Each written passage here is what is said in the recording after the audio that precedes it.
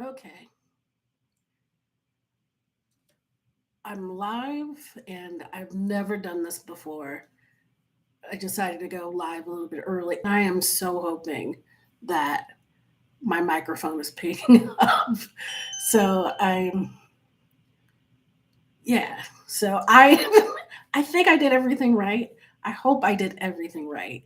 Um, this is hard because I'm like trying to juggle and things. So I could also be talking to myself and then no one's on here. I figured that, I might be talking to myself majority of the time. I live solo, so I kind of do that already. So it's not really that unusual for me. But if you're watching, you don't feel like you have to be in the chat and chatting with me. I do have prepared content for this live stream. It's me ranting about accessibility, kind of off the cuff, improv, if you will. I have taken at least $5,000 of improv courses, so I'm kind of an expert on it. Uh, yeah, so I am going to just test things out before the Okay, yay! Hello, Steve. Thank you very much. You can hear me. Good. I'm so happy because if I would have went through this whole thing and at like 1:30, someone's like, "We can't hear you. We can't hear you." I would have been so sad. So I am so glad that things are working out. I did this correctly. uh, so hopefully I don't see like I did. Oh, hello, Drew. Thank you so much. I am so glad this is going. This they're enjoying it. Hopefully, if you need captions, you should be able to turn captions on um, via your player. I did enable like auto captions for this, but like I said in a lot of my messages, I've been posting on Twitter, not X. I'm not calling it X. Blue Sky and LinkedIn that I am going to take this recording and send it off for captions so there'll actually be captions. I tried to have ASL that that it was a lot. It was a lot, and I don't feel that bad because I'm one person who also has a day job. So, oh, it says they're unavailable. No. Okay, let me see if I can fix that because it's supposed to have them. Okay. Manage. You don't have access to that. You don't have access to this. Oh my gosh. Okay, it has like various dots. I don't want dots. I want you to allow me to have captions on here. So let me, that's why I'm glad I came on early to see if I can fix these with the captions. So right now, I'm going to look up YouTube live captions. Uh,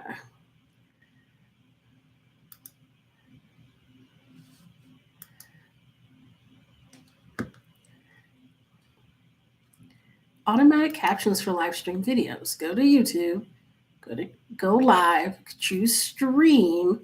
Within the stream settings, turn on closed captions. Choose. I remember doing this.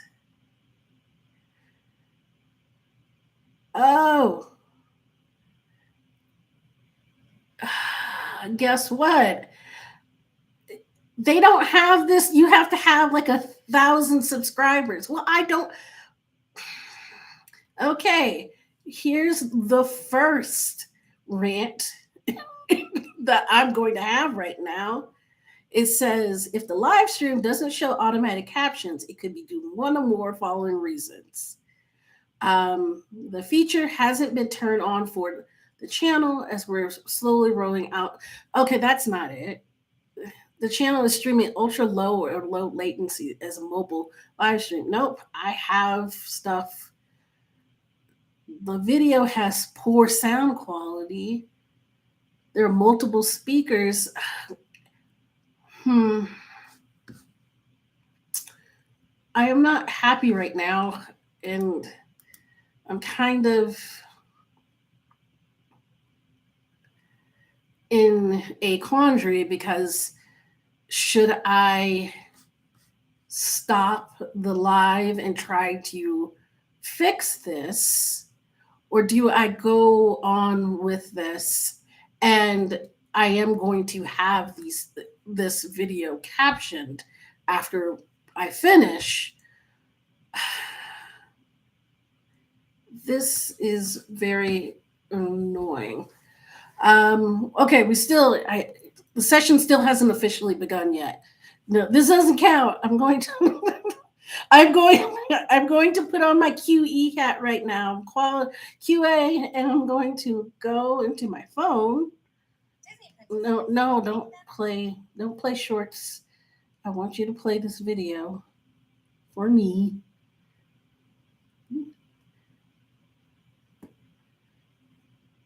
And it's going to be me watching myself, trying to figure all this out.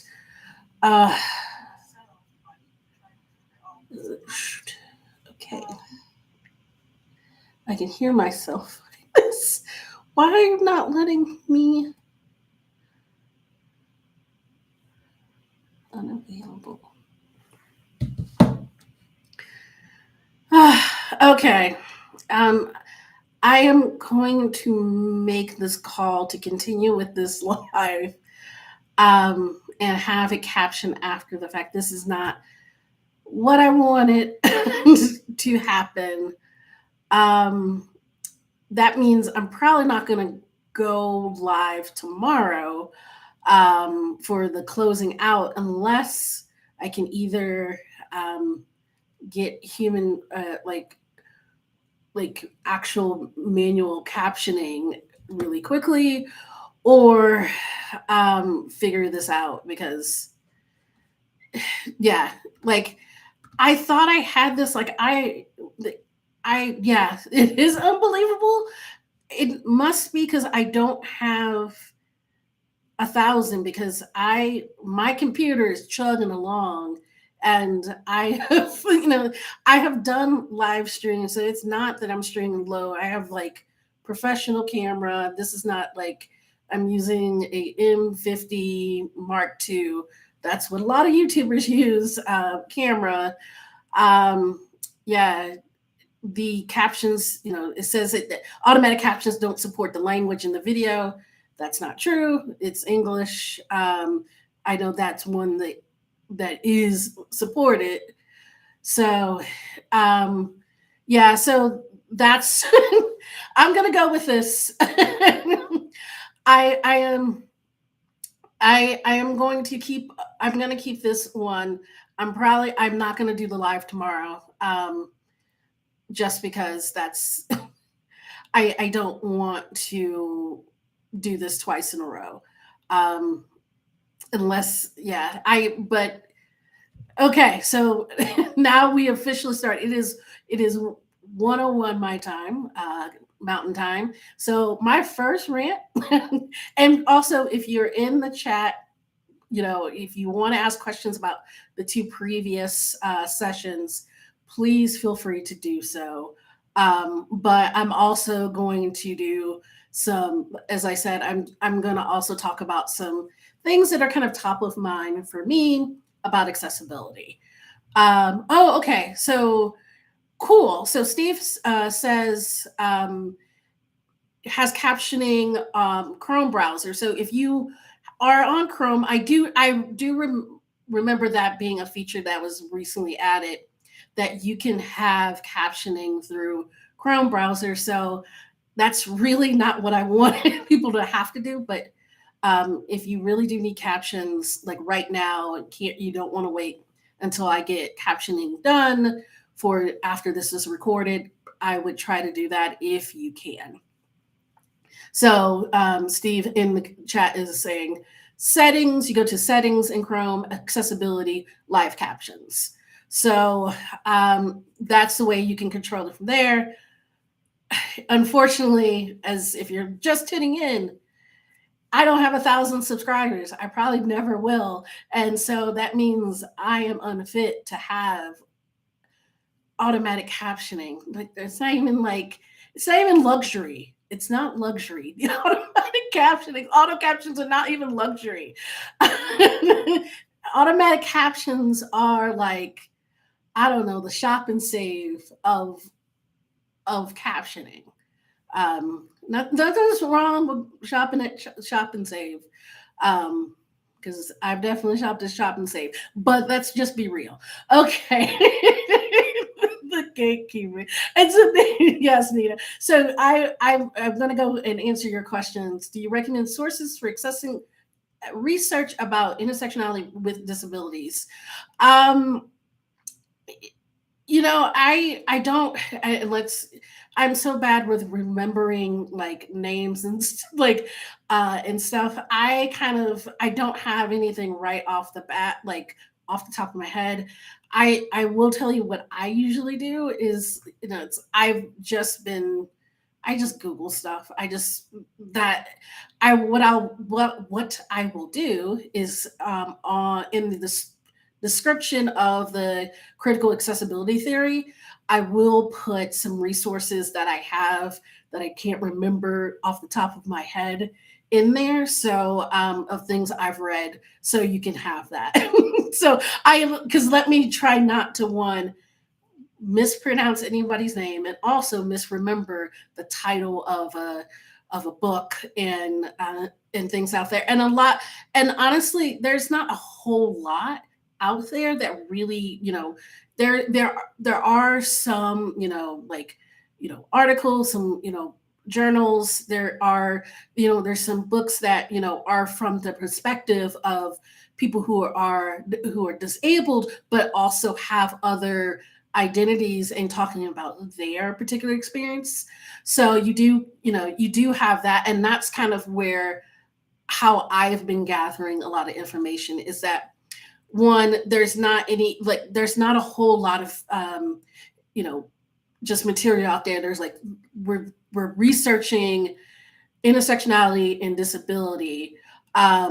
Mainly it's just going out there and just finding those perspectives and reading about that and kind of taking that in. But I will go into my notes that I usually keep that I don't have off the hand, and then yes, disability visibility is really great. Rebecca just put that um, in the chat.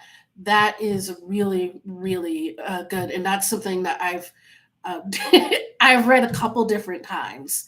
So that's one right off like but and there are some, and there are some others. Again, I will put that in, I will post that in the video description so people can have. I also will do like a blog post of kind of gathering all this stuff, kind of a kind of retrospective of CrystalCon with a lot of these links as well. So I'll do that. Yeah, so anyone that's coming in and you're wondering, where are the captions? Where's ASL interpreters? One, ASL interpreters fell through. That is my fault. I will know if I ever do CrystalCon Part 2. Uh, Captioning, I don't have 1,000 subscribers, and so that is I am not. You're not allowed to have captioning because of that, because of my fault as someone who likes to produce content but also has social anxiety and trying to gather 1,000. I don't care about having 1,000 subscribers. I make this content because I like making content. I like editing videos. And so I want to spread this stuff around, and it's not really about being monetized and stuff like that. I guess I should care because the more people that subscribe, the more people will see it. I don't know. It's a weird dichotomy. Okay, I digress. Let's get into some more. Okay, I just lost um, my list of things I wanted to rant about. Okay, oh, here we go. We're gonna bring up my yes. Okay, so my first, if you know, my first kind of little small rant, and I'm going to try to keep my, I'm going to try to keep the time that we're not. Oh, okay, okay. You have two more questions. Um, why are accessibility overlays a thing? Honestly, that does tie in. So let me go into that. Honestly, I would rather answer people's questions. So I'm going to answer this. It's because it's easy. It's it's the belief that it is easier, it costs less. That's all it is. That's the only reason. Like, I, we know by now, over these accessibility overlays have been around for years, and if they if they produced and they if they did everything that they promised, then inaccessibility of websites and applications really wouldn't be a thing. But these overlays, like they promise, like, oh yeah, it'll be really easy to inject these into your sites. And like, I what used to be in the past, they would talk about one line of JavaScript that used to, and that's the reason why you hear that joke a lot within accessibility circles, because that was the common, like, sales pitch of like, just one line of JavaScript means, you'll be, accessible, and you'll meet, weak hack conformance and things like that. And that's just not the case, because there are tons and tons of, of experiences and examples of how these overlays do not meet the needs of people going to these sites. I'm speaking for myself. I'm not speaking for anybody. No, no company, things like that. And so when I go onto a site, when I'm using my screen reader, I'm on a mobile. I mainly, when I'm not at work, I use a mobile screen reader. I am an Android user. I use TalkBack, and when I go into a site that has a overlay, it is an absolute, just, I don't feel like it's just a clusterfuck.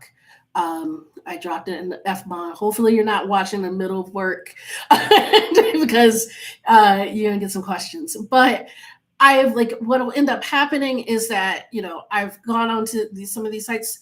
The one, and like, it'll fight for attention. I've had where talkback has, become unresponsive. It's, I mean, so this is something that's, supposed to be helping for, to make things accessible, and it's actually causing, it's hindering. I know that, one of the promises is that, well, not everybody, has assistive technology, and so this helps, and this a lot. And I get that. I get that, where that argument is coming from, because as someone who talks about social economic issues that, happen with disability. But even when are used, like, I have tried to use these overlays, and I've tried to use their screen readers on their sites, and the options, the experience is so lackluster. It's really kind of abysmal. And so, yeah. So that's kind of my whole, like, I there are better people who have done, who talk about, like, the accessibility overlays. There's the the overlay fact sheet that's out there that many people have signed, that has really good non-ranty information about why overlays are really not it, and can leave people legally liable, because they're not this, as Rebecca said, they're not this panacea of, of access that they are made out to be.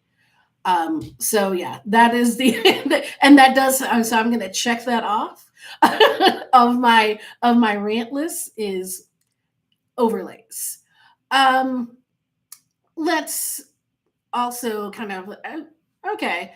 Um, Another thing that kind of goes into it kind of relates, but a little bit, and something I have that comes up a lot as I talk to, especially other accessibility specialists, subject matter experts, and advocates, is I of talking about not talking about money and kind of legal issues.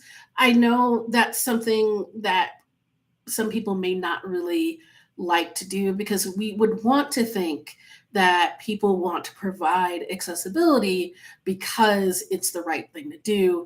It's as something I have said many times my in my talks and keynotes is that accessibility is a human right. It's a human and civil right, and you should do it. But it's the right thing to do, and and we don't want to tie in accessibility with this fear of losing money or having legal consequences. And I agree somewhat, but it this is something, let's just be honest. There are some people who do not care. They don't care about accessibility. That is, it is something they feel doesn't have anything to do with them. They're not disabled. They don't, have any issues accessing any sort of content or application. They don't care. And for, trying to come up with an argument, um, you know, about, well, you should, you need to do accessibility, you need to care because it's the right thing to do. They don't care. And unfortunately, some of these people are in roles and positions where they are the people that make decisions on whether on accessibility being done or being done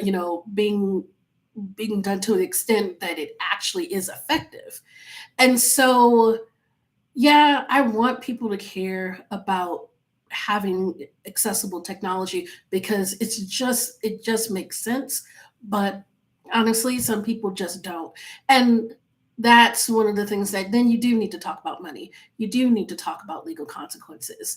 As I've said before in talks, is that, I go back to what, things my grandfather has said. If you can't get them by the heart or the mind, you have to get them by the wallet, and that's kind of something that you do have to do. And I don't try to start out with that. I really do try to appeal to people's sense of humanity, but some people's sense of humanity is tied to money. And it's so yeah. So that's the thing. Oh, are the chatbots that do accessibility well? I don't know offhand. I don't spend my experience for the most part when it comes to chatbots is from the user perspective and what I've come across. And there are some that aren't as invasive, and honestly, those chatbots are the ones that allow the users to invoke them versus them popping up, because those are the chatbots that really cause a lot of issues. Are the ones where you're on the site, you're navigating around, and they have like a timer, and they'll come up after 4 or 5 minutes. When in the accessible divorce talk I talk about how I was on the site kind of fighting with a form, and then the chat bot popped up. And that was the experience with a lot of these chat bots, even, law firm websites, but also in just retail and other e-commerce sites as well, where you're doing something, you're in there, you're doing some sort of action, and then a chat bot pops up. Now, the kind of for like, again, I don't really like the pop-ups, and it's fine if they don't kind of really interfere, like when I'm on a screen reader, where they don't take over and they're um where I'm doing something and then that chat bot takes over talk back for me. And then I'm lost in what I'm trying to do. So I'm figuring out what is going on, what is being announced. And it's because, oh, we want you to chat with our chat bot, but it's like, that's not, I'm not here. I don't want to chat with the chat bot. I understand that it may help me out, but give me that option. So this is really also tied into user experience as well. So it's that excessive, accessibility, but also user experience. Because I think even if you're not using assistive technology, chatbots can be very um, they leave a lot to be desired. And it's also like, when you're if if even if you're not using assistive technology, if you're just talking about kind of like for anxiety and like panic, disorders. For me, like my anxiety of dealing with I'm on and suddenly there's something's popping up and it's telling me I have to do something. It's not great, especially if I'm doing something that is important and I am under a time crunch and um I'm trying to get things done, and I have this chatbot that's not even a real person, more likely, because nowadays, like, where most of the chatbots are AI and not actually tied to a customer service agent, a human customer service agent. So I don't have any that are done well. If people in the chat have some, I would like to know. But my personal experience with chatbots, I've never really come across one other than like maybe a site, and I know don't top of my head, of where they had a chatbot and it didn't pop up for me and take over my screen reader. So I mean, hopefully that helps. I know you probably wanted an actual example. I don't have any for you. I'm so sorry about that. um, okay, yeah, follow up. What are some things that accessibility practitioners should we be thinking about related to the rise of chat gpt and AI generated content? This is a great question. I'm actually soon supposed to give a talk about AI and accessibility. I think the main thing is that it's it is not the holy grail that we think it is. Again, I a lot of this is tied back to the thought in general when it comes to technology, is that technology solves for everything. And especially when you think about disability and accessibility, is that the reason why a lot of people are really don't think about accessibility when it comes to technology, is because they think by the very fact of technology being technology that it solves for accessibility, it solves for it solves for disability. And yes, Will in there, like, the is in the chat right now talking about the learn sets and bias starting data.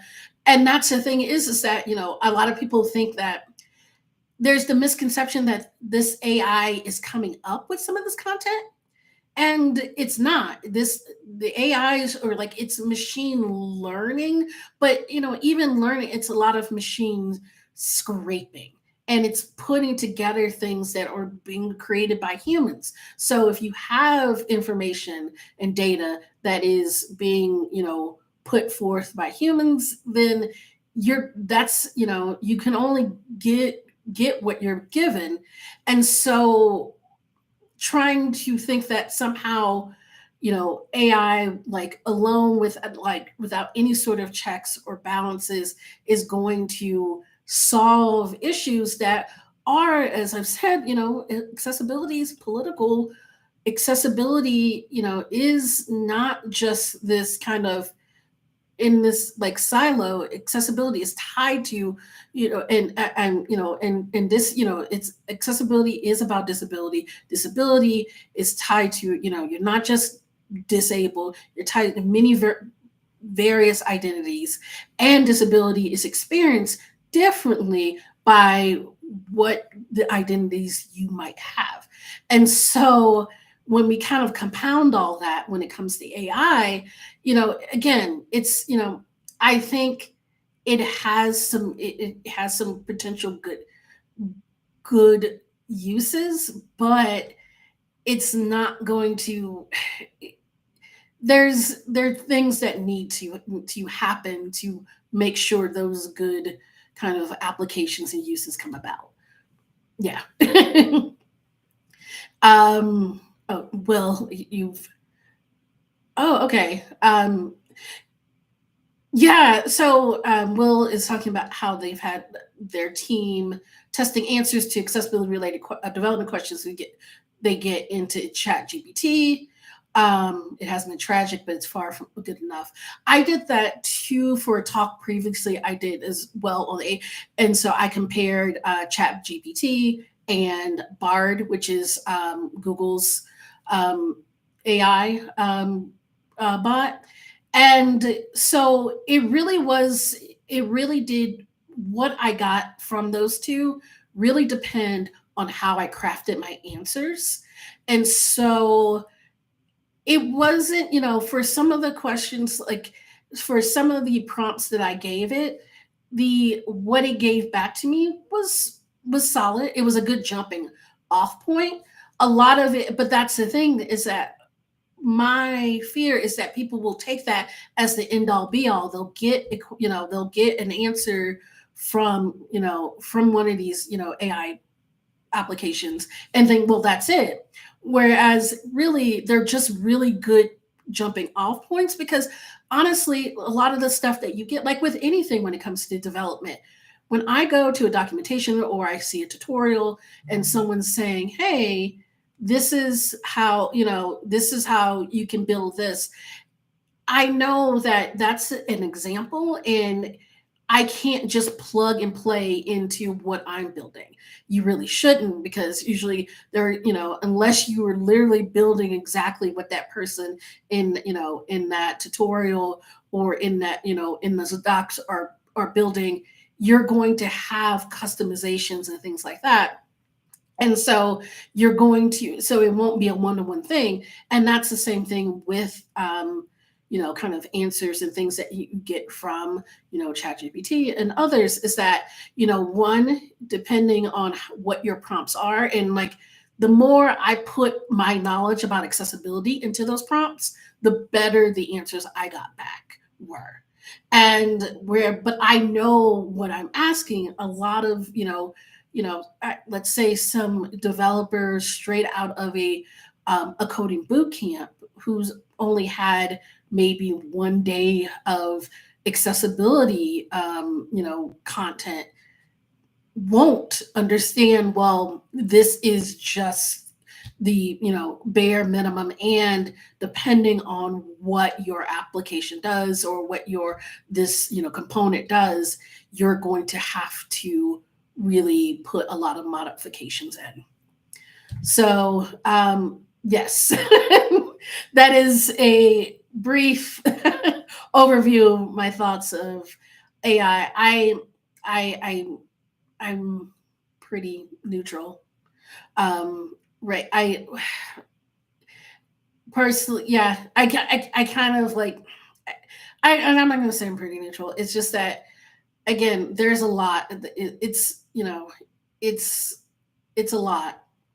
And I'm not, it's not, again, you put in, what gets put in is not, can be very flawed.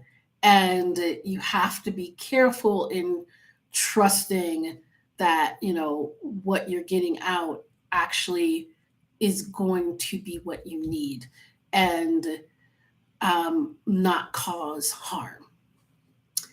So that is okay. So, if I don't get another question, I am going to pick from my list of ranting things. Cool. Okay.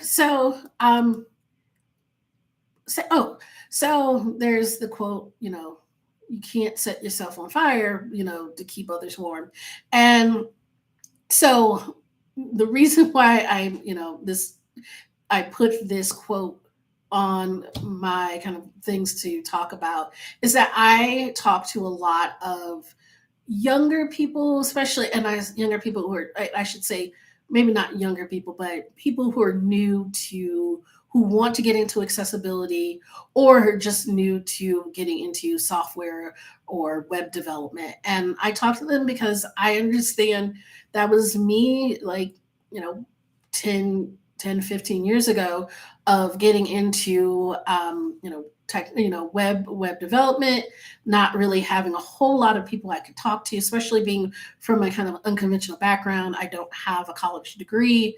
I'm self-taught when it comes to programming and coding, and even my journey into accessibility came from, you know, really I had a I was lucky. I was working as a QA, quality engineer. I happened to, at the time, get a contract with a health insurance company to do some QA on their UX team, and then that team happened to get pulled into doing accessibility mobile applications, and so that became I was like, at the beginning of my getting diagnosed with my second visual disability, and realizing that I need to start kind of maybe understanding how to use a screen reader. And that allowed me to get into accessibility, which it's hard. It is definitely, it's not easy because there's not a whole lot of like named accessibility positions going around. And I do this, and kind of getting back to this, I talk to a lot of people who are just getting into the field, and they're taking a lot of entry level jobs, they're taking a lot of contract jobs, and they are getting overwhelmed, they're getting very burnt out. And I've had to say to a number of people that I understand that you want to be in accessibility, you want to make a difference, you want to you want to make sure things, people have access, but at the same time, it's not worth burning out, it's not worth your mental health. And I do, I worry, like I do, because I've undergone that. I have definitely felt the burnt out, and I have cried about how meetings have gone.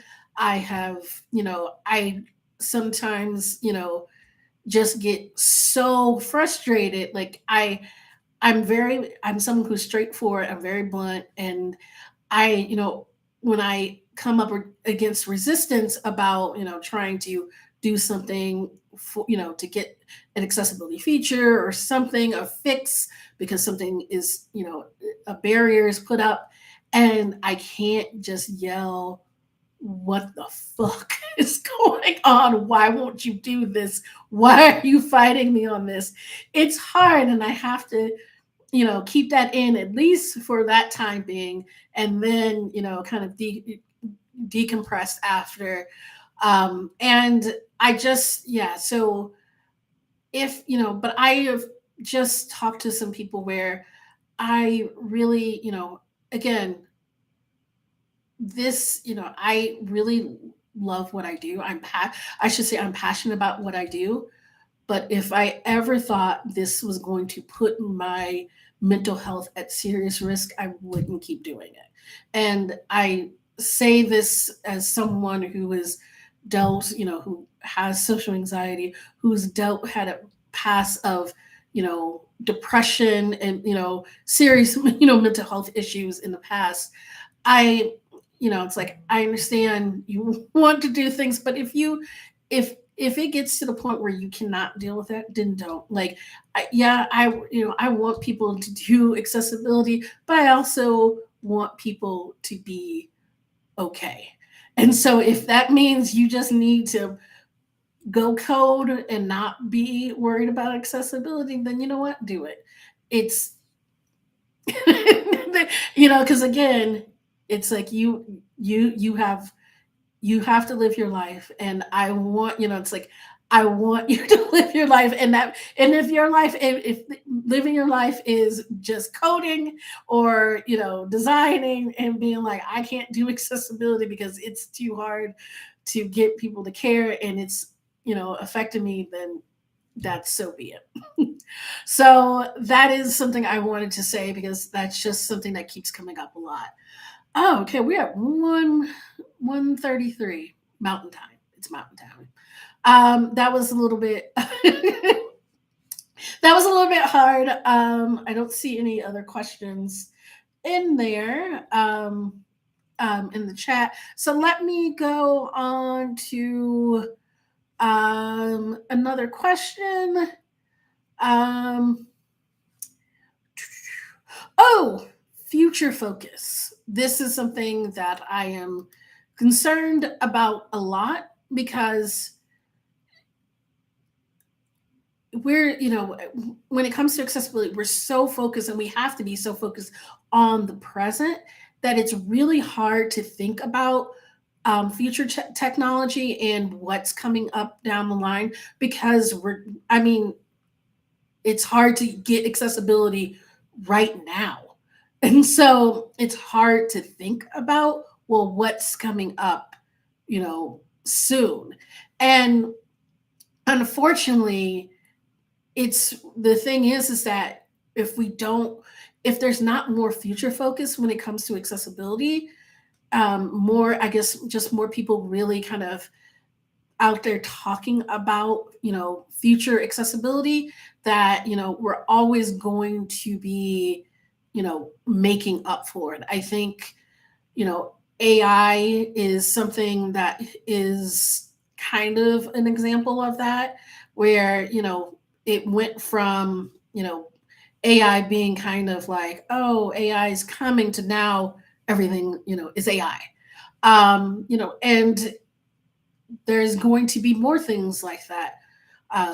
Unless global warming gets us first, which could, there will be more technology that is on the cusp, that's being on the that is coming down the line, and we'll have we need to think about it, and it's hard because even I really love learning.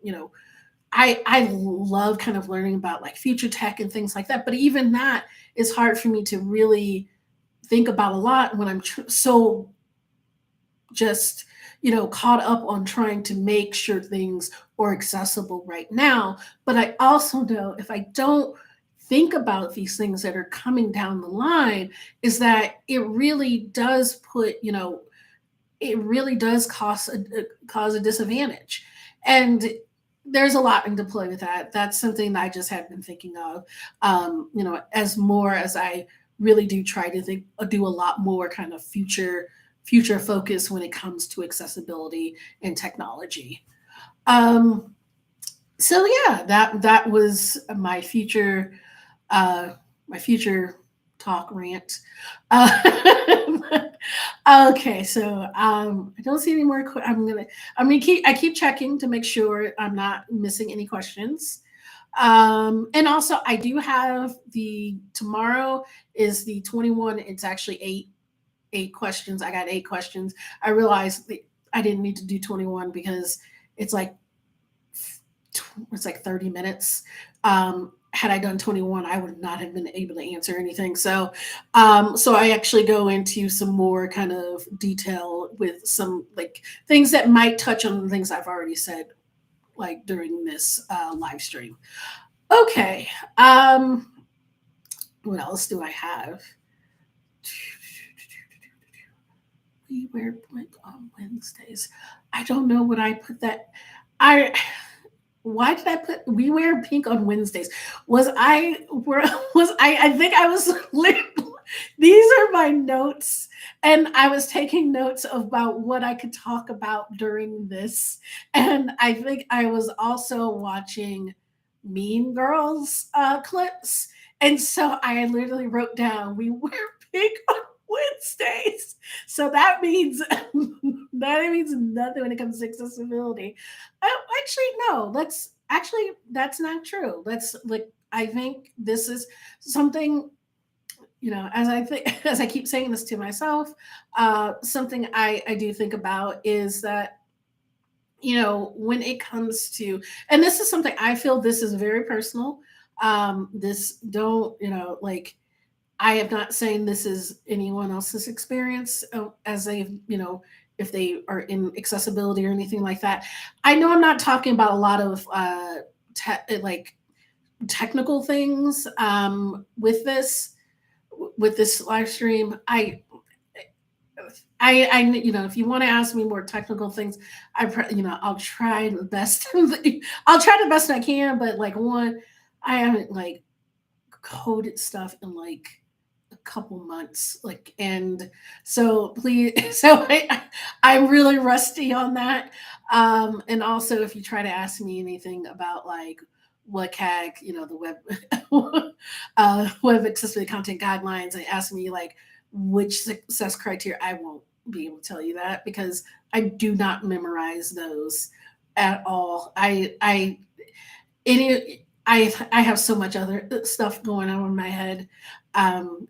They're written down. I can whip it out. Like that was wrong phrasing. I mean, I can go to Google and just look it up. When I'm working on a particular thing, then where the same criteria of like criteria comes up or principle comes up, then I get to know it. But then right after that fix is remediated or that project is done, then it's out. So yeah, that's it. Also, there, if you hear a fire alarm, they're doing fire alarm testing today, which is great for me. And I don't know why they didn't tell me in good enough a time because I probably wouldn't have scheduled this during this afternoon. So if you hear a fire alarm, it's okay. The building is not on fire this time. It's caught on fire before. So, but this time, hopefully, knock on wood, my building is not on fire and trying to kill me. So, just a caveat.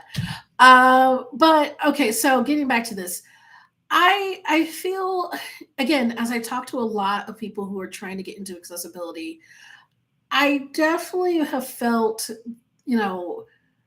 it's trying to kind of get established and like get to know people who are already established. I haven't always felt as welcome as I have wanted to. That's kind of you know uh, been something. Honestly, it's kind of why I really did get into this into accessibility because my first real um, even around the time when I got diagnosed with keratoconus, which is this I when I talk, let me just talk about. Yeah, this is a live stream. I don't care. I can go off topic if I want. I have two distinct visual disabilities. Toxoplasmosis, that was in the womb, because so it's like congenital toxoplasmosis. It like this like cats are awesome, but they also have toxoplasmosis. Toxoplasmosis is also in rivers. Since I was born by a river, that toxoplasmosis got into my mom's womb. It got into me, and it ate like like a hole in my macula. So I have scar tissue in my macula. I've never like so my vision in this eye, my right eye, has never been really that functional. I can see I can see colors, I can see, light and stuff like that. But that's really it.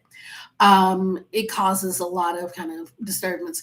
And then a couple years ago, I was diagnosed with keratoconus, which is the kind of coning of your cornea, and that causes a lot of blurred vision and things like that. So, it's like I've kind of dealt with vision issues all my life, though only when the second disability was diagnosed did I really realize that, yeah, I need to kind of deal with like how am I going to go about supporting myself and things like that. And so I, really thought about how I needed to maybe, I don't know, like I was like, maybe I need to learn Braille. And right around that time, I was working as a quality assurance engineer, and I got a ticket that one day that says test this application or this page with JAWS. Now, I knew about screen readers, but I didn't really know everything I needed to know. I didn't know all the names and things like that. So when I got this ticket, I'm like, what is Jaws? And what, like a movie? What are you asking me? And then I went more into it and I'm like, okay, this is Jaws. And okay, this is, it's a screen reader. I need to do all this stuff with the screen reader. And then, I rejected the ticket because I was like, I don't have the experience. Like, this is not something I can really do. Like, and from there, I decided to go learn more about accessibility. And because one, I was like, yeah, I think I probably need to learn how to use a screen reader, because as my eyesight, does degrade, I'm going to need to know I need to, it's like I need to have a roof over my head. So I started to learn more about accessibility, and I tried to reach out to people, and you know, and I got kind of cold reactions from people, and I didn't really like that. And for me, if someone I am not someone who really takes, even with my social anxiety, if I'm going to put that effort out of being absolutely scared shitless to contact people, if you're going to treat me coldly, then that means I must get my revenge. And for me, and my revenge is now I'm going to learn everything I can about accessibility, and I'm going to make sure everybody else learns things about accessibility, and I'm going to make sure that people within tech know about it. And so that's what something why I've been so adamant about, one, talking to people who are new to the field, talking to little kids about accessibility so they understand it from the get-go, and we're not getting people who are first day of their front end development job and having no real idea about accessibility. I have been, and also I because my thing is that eventually I'm, hopefully I get to retire and not just die. And so when I would like to stop working, have time, and then maybe pass away and not just be like, I have to work work until the very end. And during that retirement, I want to enjoy things. I want to play video games. I want to, whatever tech is out there, I want to be able to enjoy it and not, have to be worried, well, because I don't have my vision, if that happens that I, become totally blind, I really still want to be able to access things and enjoy my life. And that's why I'm so just like passionate about making sure everyone understands about accessibility. I don't like any gatekeeping. I want to make That's why I'm doing this. I'm spending my own money doing a conference out of spite to get this out here. Even, it's like even if, people don't watch the my sessions and they just know about, even if that just gets them thinking about accessibility, and they go off and watch someone else because they're like, I don't like how she presented things. I don't care. Just as long as you learn about it, go do it. I don't, you know, do, you're not causing me any sort of, crime. Like, do it as long as you learn about it. You learn about it from me, learn about it from somebody else. But as long as you're doing it, as long as you're providing, making sure that people have access to things. Because again, everyone just wants to live their life to the best that they can, and that includes people with disabilities. That includes me. That includes, you know, people in the chat. They could everyone. So that's it. So yeah. Oh, true. I'm yay. But thank you. Well, tell them well, tell them hello. I am glad. And I hope everyone's doing well. Um I realized that this was only supposed to be 45 minutes. We're eight. What is it? 148. I don't know. I'll keep going. Going. The only thing with Crystalcon, I like with every conference I've had that's like virtual, I will do a talk and then I have to go immediately to work. After, and that's not, and that's, this is no different. So, so I have a hard cutoff at 2 so I can go do my day job that provides me the funds to put on CrystalCon, an accessibility conference out of spite. So if anyone has any last questions, I'll, got around 10 minutes left. I will put, again, after we're done, after this stream ends, once the recording processes, I'm going to submit this to get captions for it. So, oh, I'm so glad people are getting stuff out of this.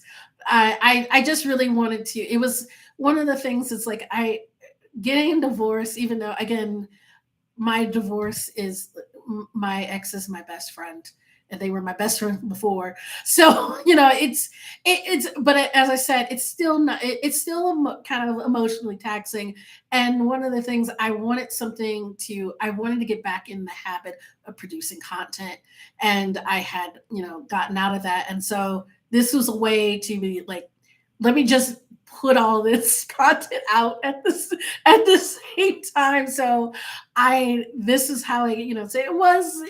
Yeah, the spite was there, but it was also just for me to get, be able to have something to focus on, get this content out there, be able to experiment. The divorce session was a little not my usual style.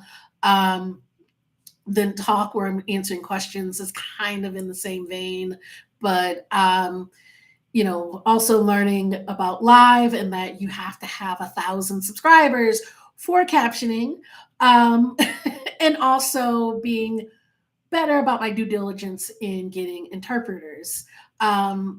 Just that one, I'm giving myself a lot of grace on, because usually when you're doing something like like interpreters, like usually don't usually work, like don't usually go for something as small as this. They're for more bigger things, but I do think it's important to have making sure is, if you have the means and the ability to do so, of providing that access. And so again, that's why with this, I'm going to add, make sure captions are added. I'm not going to go live tomorrow. I'll probably just I don't know what I'll do in to kind of replace this. I'll just probably end up making another video like next week to answer any kind of like straggling questions people might have.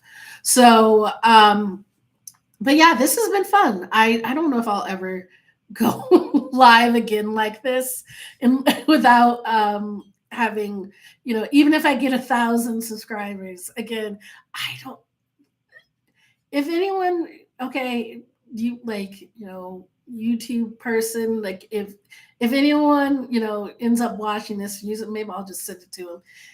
That's just no. I'm sorry. Yeah, I guess I could do it on. Oh yes, yes. Actually, I will do that. So I will go live. I will do it on Zoom. I forgot I could do it on Zoom. I'm going to do that. So again, I'll have captions. So I am going to go live tomorrow. I'm going to go live on Zoom so I can use those captions because I forgot. That's why have a personal Zoom account to do that.